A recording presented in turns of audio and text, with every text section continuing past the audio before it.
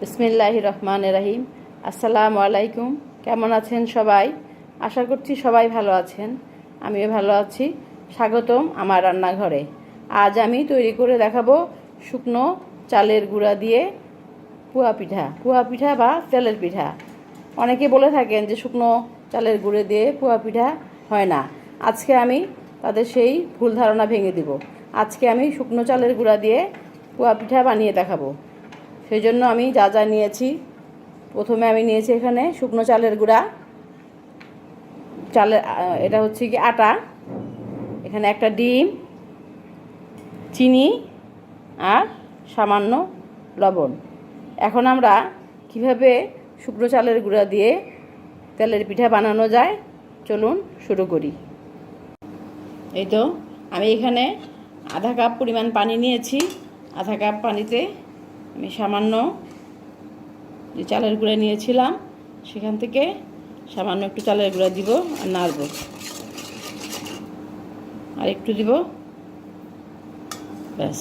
এখানে আমি প্রায় 2 টেবিল চামচ পরিমাণ চালের গুঁড়া দিলাম, দিয়ে এটাকে পানির সাথে মিশালাম। মিশিয়ে আমি এখন এটাকে চুলায় জাল করব।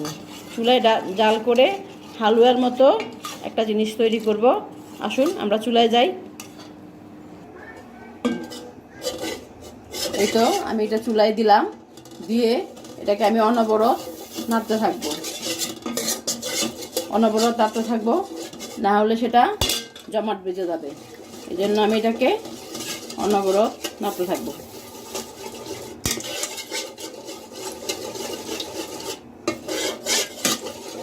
জাল হতে থাকবে আর আমি নাড়তে থাকবো। কম আগুনে এটাকে আমি জাল করব, বেশি আগুন দেওয়া যাবে না। বেশি আগুন দিলে তাড়াতাড়ি জমাট বেঁধে যাবে, আমার হালুয়াটা তৈরি হবে না। এই তো আমি এটাকে নাড়ছি, এটা আস্তে আস্তে জমাট বেঁধে আসতেছে।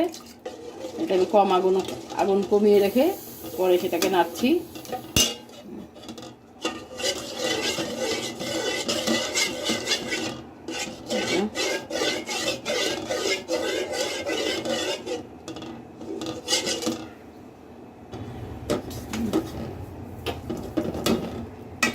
এই তো আমার এই টাইপের একটা হালুয়ার মতো তৈরি হবে। এই তো এটাকে আমি আর করবো না, আর শুকাবো না। এই তো এই টাইপের হবে, দেখেন এই যেরকম। এখন আমি এটাকে নামিয়ে ফেলবো। যে হালুয়াটা আমি তৈরি করে ফেলেছিলাম, এখন এখানে আমি একে একে সব উপকরণ দিয়ে দিব। এখানে আমি নিয়েছিলাম এই তো শুকনো চালের গুঁড়া, 1.5 কাপ পরিমাণ শুকনো চালের গুঁড়া সম্পূর্ণটা দিয়ে দিলাম। এখানে আমি দিয়ে দিচ্ছি সেই মেপে রাখা 1 কাপ চালের, এটা হচ্ছে আটাটা দিয়ে দিলাম। এখানে আমি দিয়ে দিলাম 1 কাপ চিনি, মেজারিং কাপের 1 কাপ চিনি, আর দিব সামান্য লবণ। এটাকে আমি ভালো করে মিক্সড করব।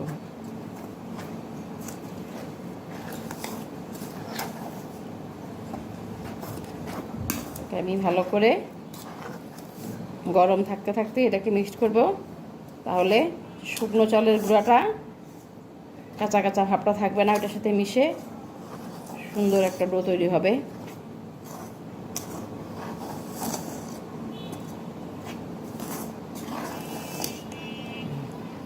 এখন আমি হাত ব্যবহার করব এটাকে মিক্স করার জন্য। যে আমি ডিমটা রেখেছিলাম সেই ডিমটা ভেঙে দিয়ে দিব। এখন আমি এটাকে ভালোভাবে মিক্সড করব।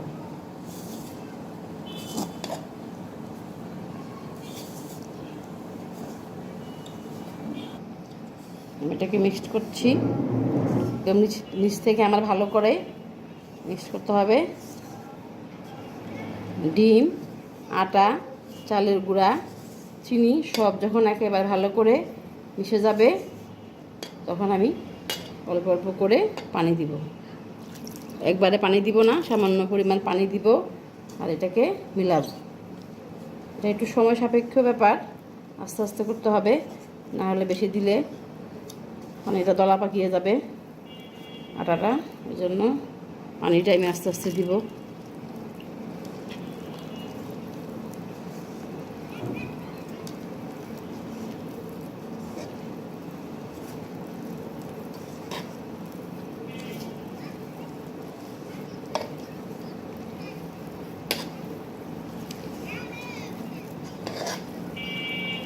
মশলাটা যত ভালো মিক্সড হবে পিঠাটা তত সুন্দর হবে।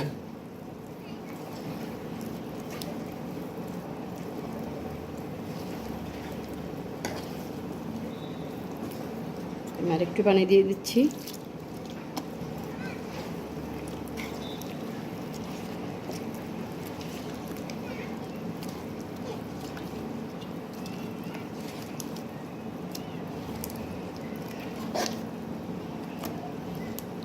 বেশি পানি দেওয়া যাবে না, ডোটা এমন টাইপের হবে, বেশি পাতলাও হবে না আবার বেশি ঘনও হবে না। এই জন্য আমাকে ওভাবে ব্যালেন্স রেখে রেখে পানি মিক্সড করতে হবে। পোয়া পিঠার ডো বেশি পাতলা হলে পিঠাটা ছড়িয়ে যাবে, ফুলবে না, সেদিকে লক্ষ্য রাখতে হবে। এই তো আমি আর বেশি পানি দিব না,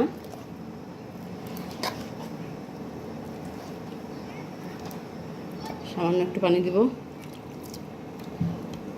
আমি পুরোটা ভিডিও দেখালাম কারণ এই আটাটা একটু সেনসিটিভ, কোথাও একটু ইয়ে হয়ে মানে ছুটে গেলেই পিঠাটা সুন্দর হবে না, সেই জন্য আমি সম্পূর্ণ আটা করাটা আপনাদেরকে ভিডিও করে দেখালাম। এই তো, কারণ তেলের পিঠা খুবই সেনসিটিভ, এটা ফুলতে চায় না।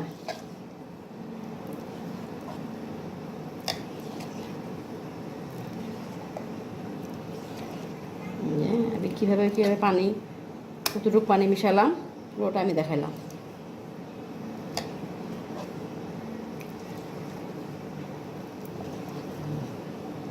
এটা আমি আধা ঘন্টা রেস্টে রাখবো।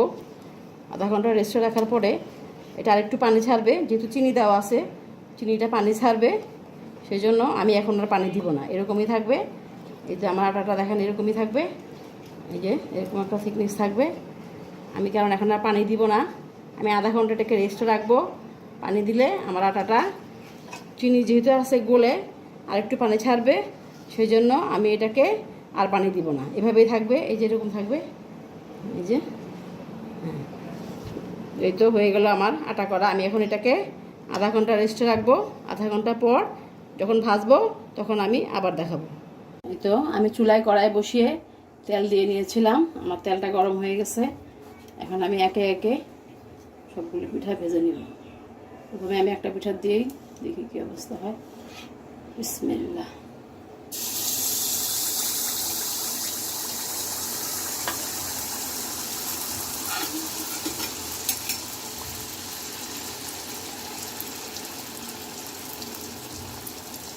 তো দিলাম, ভাজা হতে থাকে।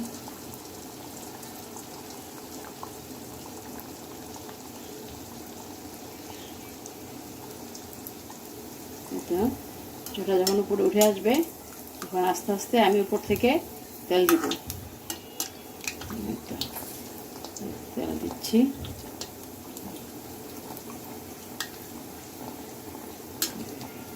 এবার তেল দিলে পিঠাটা আর চুপসে যাবে না, নিচের পিঠটাও হয়ে যাবে উপরেরটাও হয়ে যাবে। তখন আমি পিঠাটা যখন উল্টাবো তখন আর পিঠাটা চুপসে যাবে না, এই জন্য আমি এটাতে অনবরত তেল দিতে থাকবো।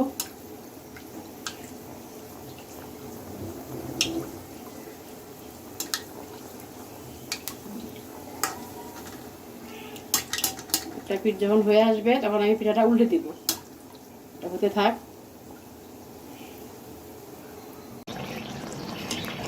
এই তো আমার একটি পিঠা হয়ে গেল। তো দেখুন পিঠা হয়ে একটা পিঠা হয়ে গেল ভাজা। এখন আমি আরেকটা পিঠা দিচ্ছি,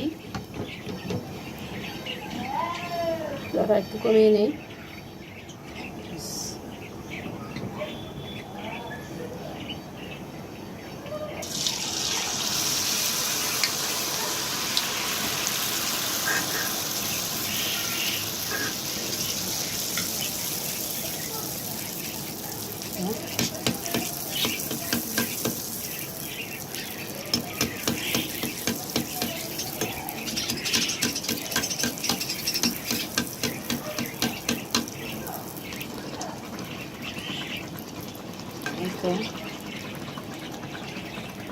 আমি বাহিরে আসছি পিঠা ভাজতে, আমি তো বলেছিলাম আমাদের এখানে গ্যাসের প্রবলেম। আমি এখন বাইরে পিঠায় ভাজতে আসলাম প্রাকৃতিক পরিবেশে।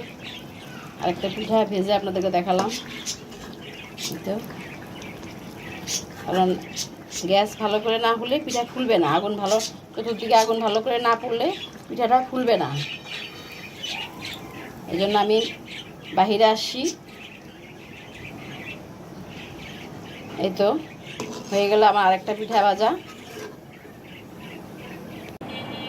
এই তো তৈরি হয়ে গেল আমার পুয়া পিঠা বা তেলের পিঠা। আজকে আমি আপনাদের সাথে আমার মায়ের হাতের একটা সিক্রেট রেসিপি শেয়ার করলাম। আমার মা যখন পিঠা বানাতো তখন আমরা এভাবে বসে বসে দেখতাম। আজ আমি সেটা আপনাদের সাথে শেয়ার করলাম।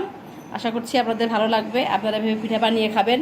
প্রতিটা স্টেপ ফলো করলে আমার মতো আপনাদের পিঠাও সুন্দর হবে। এই তো পিঠাগুলো ঠান্ডা হলেও চুপসে যাবে না, এরকমই থাকবে। দেখেন, যতক্ষণ আপনি তাকে না খাবেন সেইভাবে গাল ফুলিয়ে বসে থাকবে।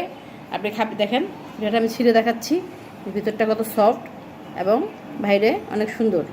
এটা ঠান্ডা হলেও এরকমই থাকবে, চুপসে যাবে না। আর আপনারা এভাবে বানিয়ে খাবেন, আশা করছি ভালো লাগবে। আর ভালো লাগলে আমার পাশে থাকবেন, আমাকে লাইক শেয়ার ফলো দিবেন এবং আমাকে সামনে এগিয়ে যেতে সহযোগিতা করবেন। আজকের মতো এখানে রাখছি। আল্লাহ হাফেজ।